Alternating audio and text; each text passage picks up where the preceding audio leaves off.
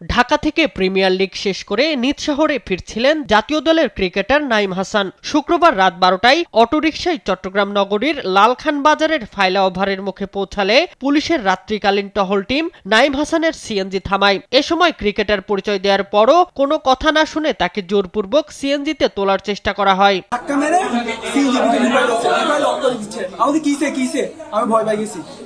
উনি আমাকে বলতেছে তুই আসামি, একটা কথা বলছি, তারপর আমার গলা চেপে ধরছে।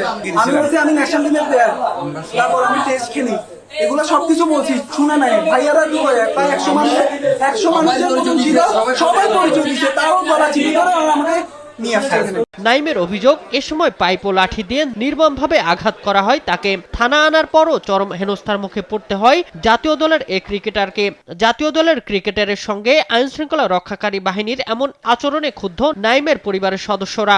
এই ঘটনায় ৩ জনকে আসামি করে মামলা করা হয়েছে বলে জানান তারা। পরিচয় দেওয়ার পর পরিচয় শুনতে চায় না, ওর গলা এখানে চাপা ধরে আমাকে রিং দিচ্ছে, চাপা ধরে ওকে গাড়িতে উঠেছে এবং ও উঠতে চাইছে, ওকে উঠতেও দেয়নি।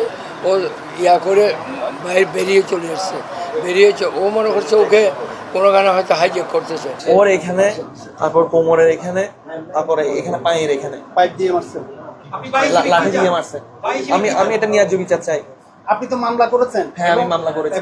এই ঘটনায় নড়চড়ে বসেছে পুলিশ প্রশাসনও। নাইম ও তার পরিবারের সঙ্গে দেখা করতে আসেন পুলিশ কমিশনার। এরই মধ্যে অভিযুক্ত 2 পুলিশ সদস্যকে প্রত্যাহার করা হয়েছে। আটক করা হয়েছে অভিযুক্ত পুলিশের সোর্স সোহেলকে। পুলিশ যেটা করেছে অথবা সেটা প্রফেশনাল হয়নি, এটা প্রফেশনালি করা উচিত ছিল।